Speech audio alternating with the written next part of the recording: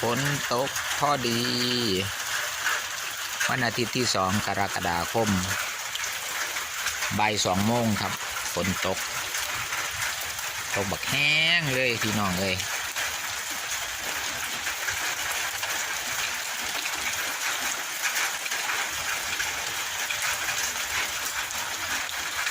เดี๋ยวจะออกไปเบิ้งหน้าอยู่ฝนตกพี่น้องเลยเบิ้งสังเกตเบิ้งอันนี้ครับเบิ้งน้ำเดี๋ยวลอดกระท่อมไปครับน้ำไหลเลย